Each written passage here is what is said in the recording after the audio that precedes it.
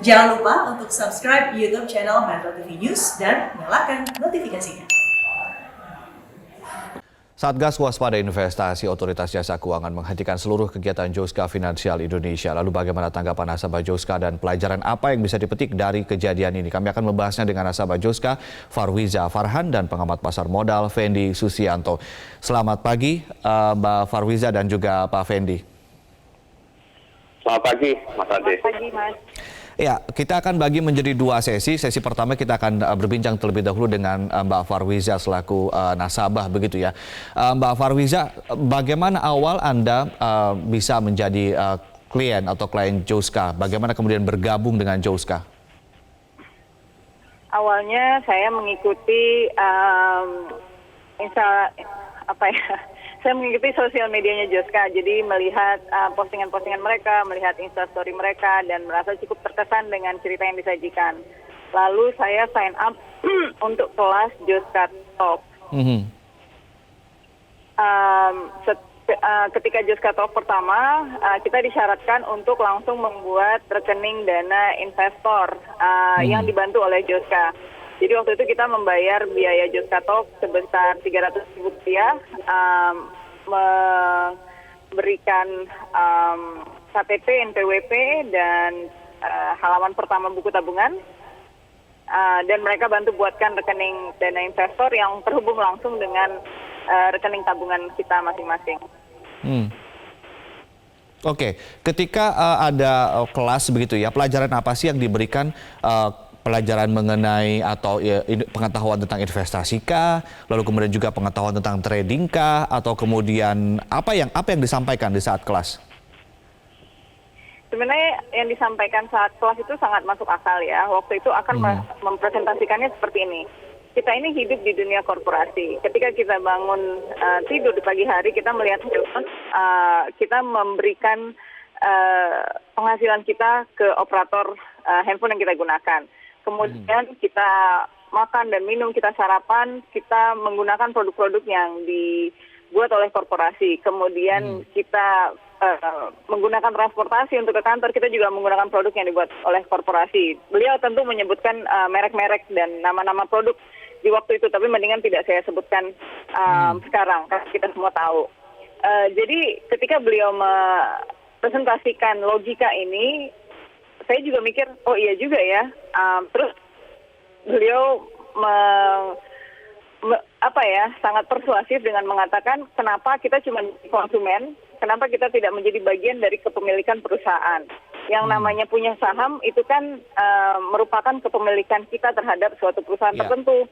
Tentu kalau beli saham, ya hati-hati, ya sering-sering ditengok, ya didiversifikasi, tapi jangan terlalu banyak diversifikasinya. Jadi dari situ saya merasa, wah orang ini pintar, wah mungkin ini perusahaannya bagus.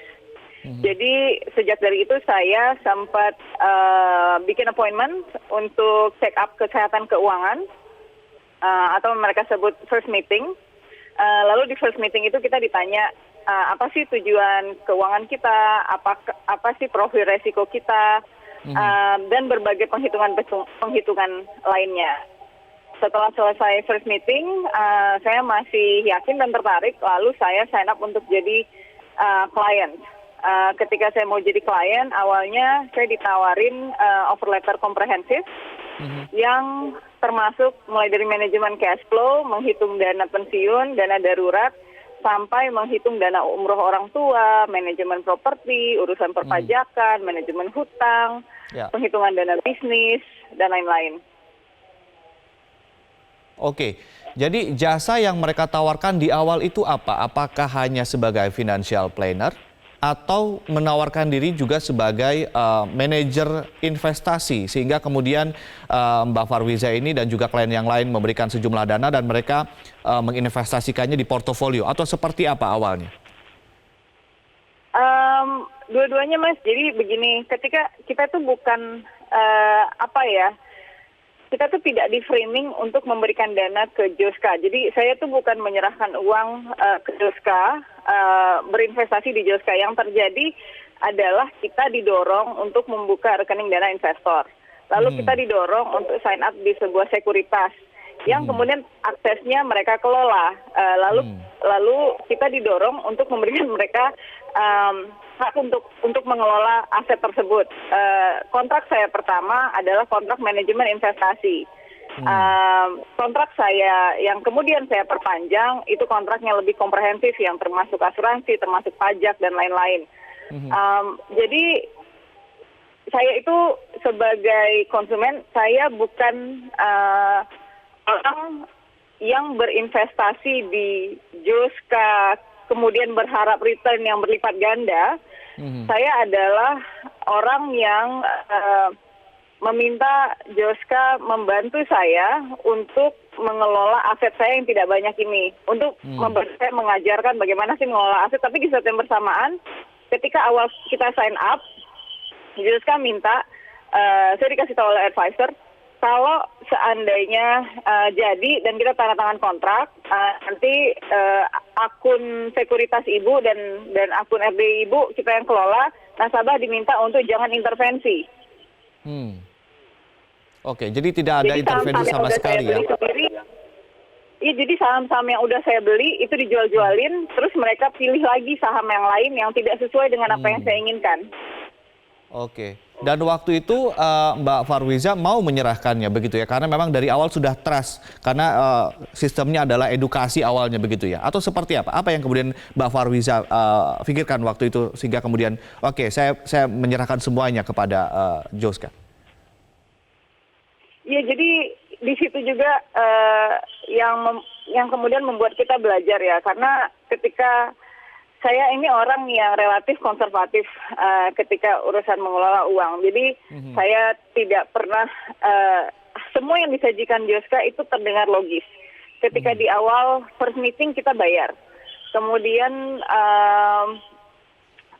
kita tanda tangan kontrak juga bayar fee yang tidak sedikit. Selain itu mereka juga mengatakan, Mbak, ini kalau nanti kita kelola asetnya dan asetnya tumbuh, maka kita akan ambil persen dari pertumbuhan aset tersebut. Masuk akal toh? Jadi kan saya ngerasa, oh ini financial advisor yang akan bekerja on my interest gitu, yang akan memastikan bahwa aset saya tidak hancur berantakan, karena beliau juga mendapatkan profit dari pertumbuhan aset saya. Jadi saya merasa itu adalah deal yang, awalnya saya merasa itu adalah deal yang fair.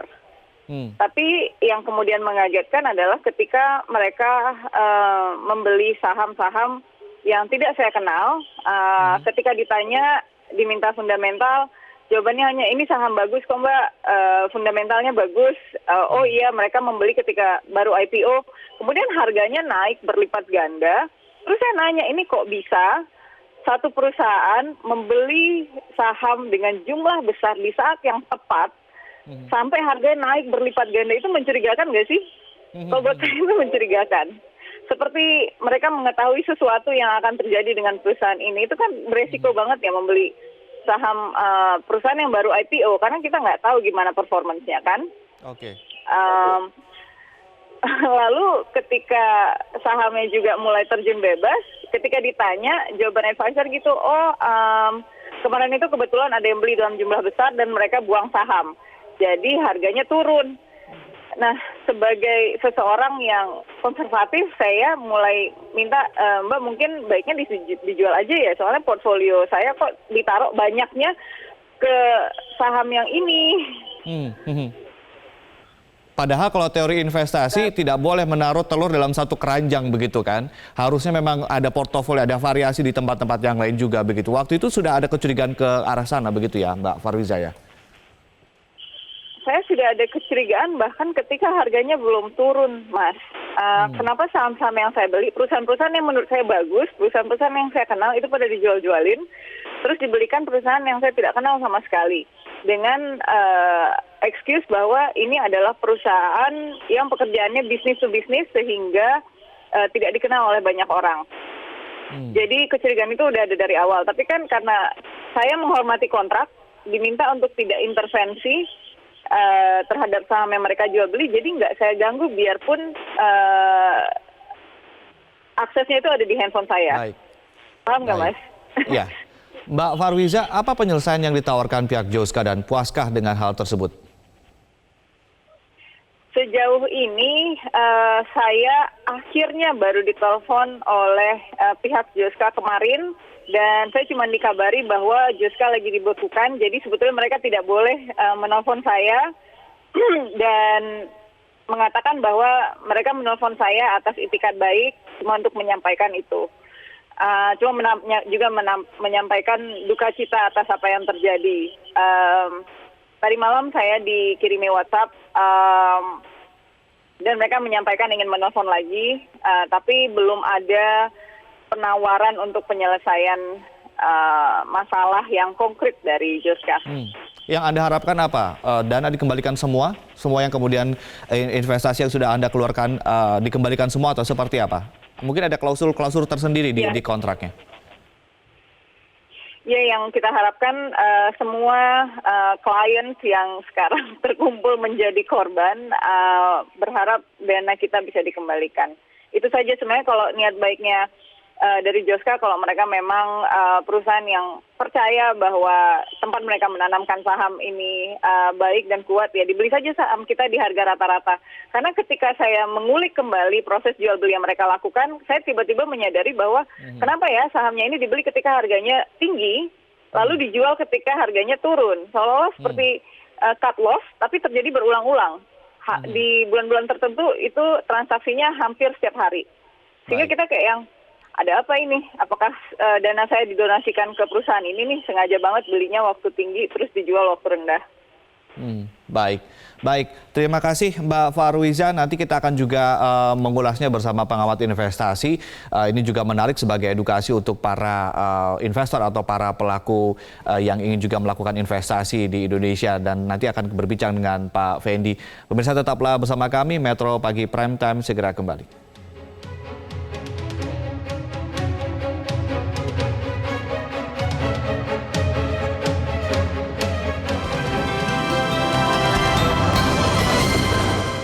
Saya Kara Biasa, CEO dan founder dari Joska ID.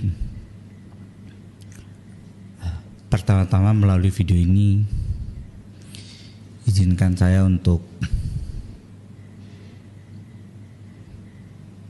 menyampaikan maaf yang sebesar-besarnya kepada klien, kepada seluruh stakeholder di Joska ID, kepada rekan-rekan di industri, regulator, maupun masyarakat secara luas, karena kami telah menimbulkan keresahan dan kegaduhan dengan pemberitaan yang muncul di media maupun di sosial media beberapa hari terakhir ini.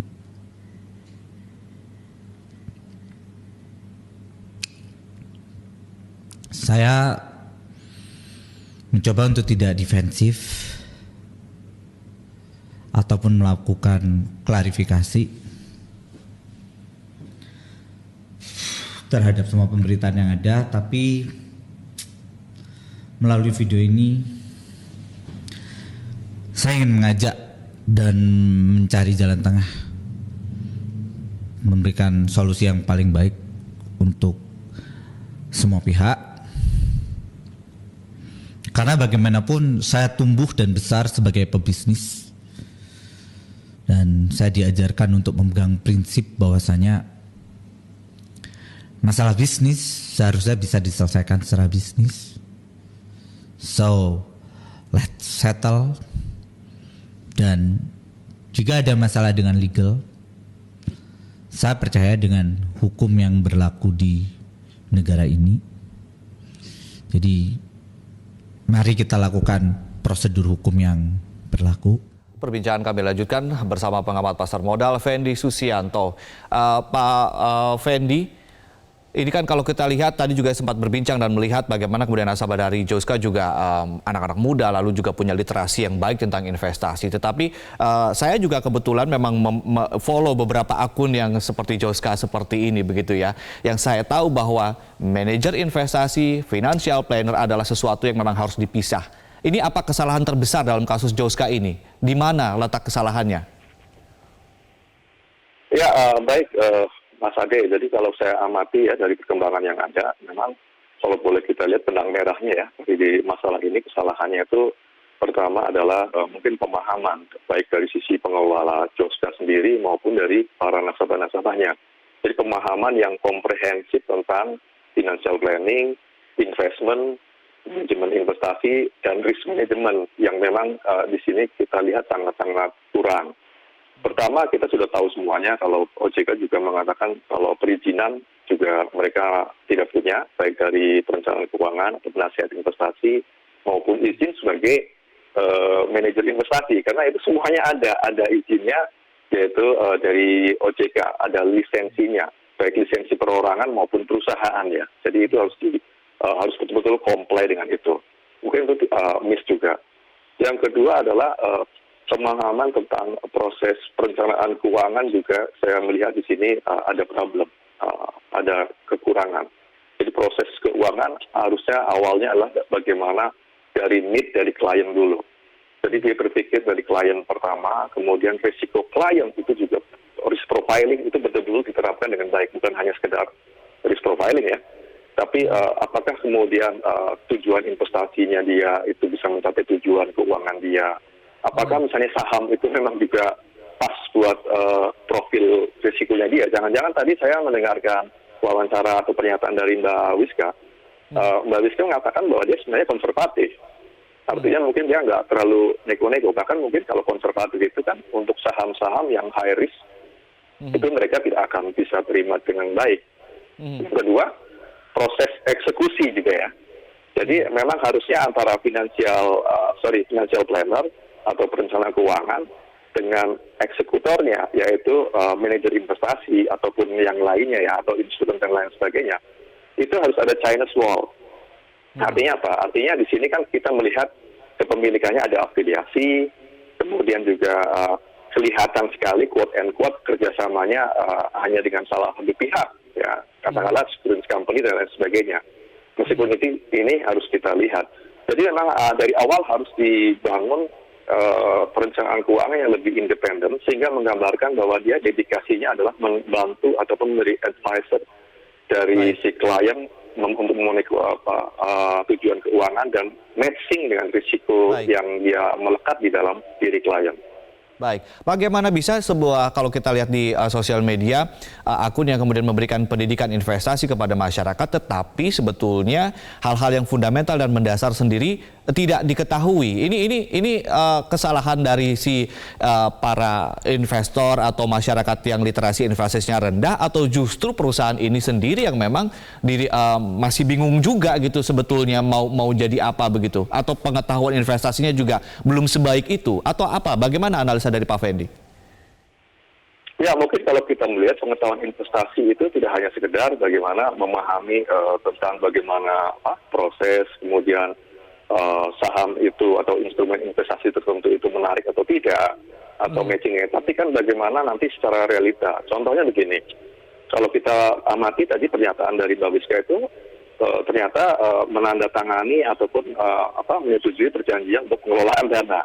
Ya, di dalamnya ternyata bisa juga kaget bahwa ternyata masuk ke dalam portfolio yang dia sendiri kaget juga tidak harapkan, misalnya seperti itu. Nah, ini ada suatu masalah proses. Artinya apa? Artinya ada faktor pentingnya adalah benang merahnya bisa saja karena pengelola itu juga tidak tahu, tidak paham, atau mungkin yang kedua adalah bisa saja ada unsur-unsur kesengajaan yang memang ini adalah domain yang harus ditelisik oleh para pihak yang berwenang di situ ya. Ini kan transaksi pasar modal itu memang banyak sekali hal-hal yang cukup mengagetkan dalam konteks ada saham-saham bagus, ada saham-saham yang memang mekanismenya transaksinya harus kita lihat dengan sangat baik. Misalnya seperti saham-saham yang ada saham-saham gorengan, ada saham-saham maksudnya kalau saham gorengan sebenarnya hanya istilah saja. Tapi itu adalah saham-saham misalnya third liner ataupun small cap istilahnya ya. Ya. Ataupun saham-saham blue chip dan lain sebagainya. Dan ini juga harus dipahami dengan baik, apalagi pada saat eksekusi ini sangat berbahaya buat klien. Tadi kalau kita amati ada lack of asset allocation, lack of investment assessment, kemudian lack of risk management. Jadi namanya risk and return itu nampaknya sama sekali tidak terlalu banyak diperhatikan. Yang dilihat hanya ada aspek return aja, ekspektasi return tinggi dan lain sebagainya. Tapi yang namanya risk itu kelihatannya di sini ada miss. Sehingga ini perlu dilakukan perbaikan dan pemahaman dari masyarakat, terutama investor-investor milenial dan yang masih muda-muda, harus betul-betul tertanam dengan sangat baik mengenai risk and return ini. Baik, artinya tadi ada dua kemungkinan dari Pak Fendi begitu ya. Joska ini tidak paham atau justru memang sengaja. Tapi kita lihat bagaimana proses ini berjalan. Tetapi sebagai masyarakat kita lihat di sosial media itu banyak banget tiba-tiba muncul pakar-pakar investasi, akun-akun yang edukasi tentang investasi, lalu ujung-ujungnya kemudian memberikan edukasi kelas-kelas, lalu kemudian juga mengajak menjadi nasabah. Apa yang harus dicatat oleh oleh masyarakat, oleh kalangan milenial, oleh siapapun itu yang kemudian melihat di sosial media, wah ini orang pinter banget, wah ini orang pakar banget, lalu kemudian ingin bergabung. Yang perlu dicatat pertama apa selain izin, lalu kemudian apalagi nih yang harus dicermati, poin-poin apa yang harus di-highlight oleh seorang calon investor? Oh baik, ini penting sekali ya Mas Ade. Pertama memang harus perizinan. Jadi yang tadi disampaikan Mas Ade harus betul-betul clear. Ada izinnya, ada legal dan lisensinya segala macam. Yang kedua adalah yang paling penting ada prinsip perencanaan keuangan. Prinsip yang paling utama adalah the best protection is knowledge. Jadi bagaimana memproteksi diri kita, terutama masyarakat itu adalah dengan knowledge yang tepat ataupun yang baik. Ya. Contohnya begini. Kalau misalnya mencari perencana keuangan itu banyak sekali, kita udah di sosial media udah sangat banyak. Tapi yang mencari yang baik, ya, yang baik, advisor yang baik itu agak-agak susah. Jadi pertama adalah dilihat dengan kapabilitasnya, kemudian pahami proses investasinya benar atau tidak. Kemudian apakah dia memahami konsep risk management. Kemudian apakah dia memahami tentang beberapa 3 pilar utama yang penting yang harus dijaga untuk kliennya ya. Yang satu adalah proteksi kekayaan ataupun keuangan klien, itu yang paling penting, bagaimana dia care terhadap itu. Yang kedua adalah bagaimana dia juga bisa mencari ide untuk menumbuh kembangkan kekayaan dan keuangan klien. Dan yang ketiga adalah tetap bagaimana dia matching terus dengan antara tujuan dengan realita.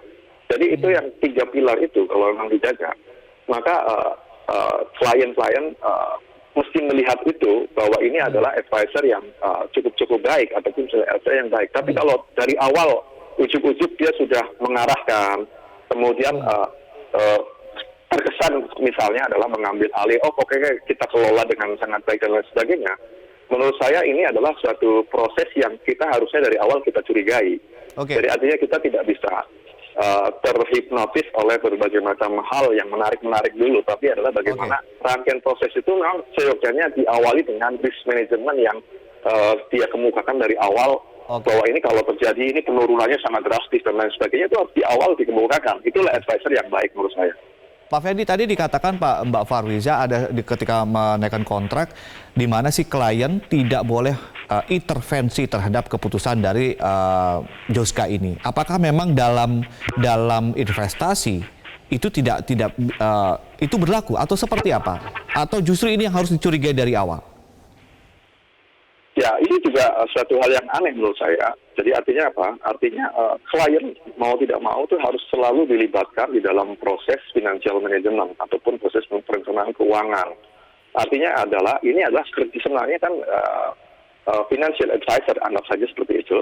Itu dedikasinya kan bagaimana membantu klien ya, keuangan klien. Jadi dia harus dari waktu ke waktu two-way communications itu terus dijalankan, dan bahkan dari sisi pengambilan keputusan sebenarnya harusnya diserahkan kepada klien.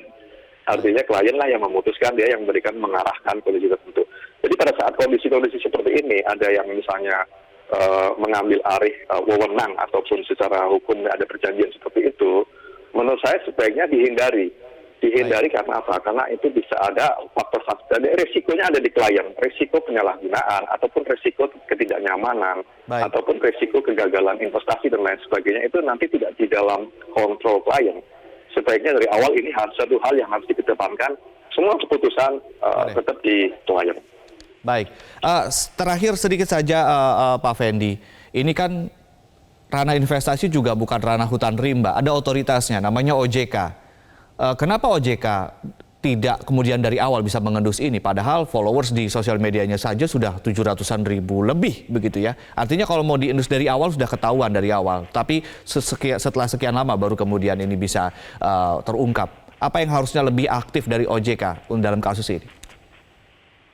Iya, kalau saya sih berharap sekali bahwa OJK lebih aktif ya, memang lebih proaktif namanya kan, karena mungkin kasus-kasus seperti ini tuh begitu sangat banyak dan yang belum terendus juga cukup banyak. Harus begitu sangat aktif. Mungkin caranya adalah dengan tidak hanya dari keluhan nasabah baru kemudian dilakukan proses, tapi proaktif dalam hal terjun langsung melihat keadaan yang ada. Kalau memang terutama yang paling mudah kan dari perizinan. Check up terhadap suatu perusahaan-perusahaan yang sudah bergerak di bidang katakanlah financial plan, manajemen investasi. Bagaimana mengenai aspek perizinannya, bagaimana mengenai proses bisnisnya, pola-pola investasinya, pola-pola advisorinya, dan bagaimana kira-kira dari aspek-aspek risiko yang bisa terlihat langsung ya, sebenarnya di market, itu menurut saya akan jauh lebih bagus, sehingga kejadian-kejadian yang seperti ini tidak berulang kembali. Yang menurut saya ini juga kurang begitu baik ya, menjadi presiden yang kurang baik bagi pertumbuhan pasar modal yang memang lagi sangat bagus dan yang harus dikembangkan.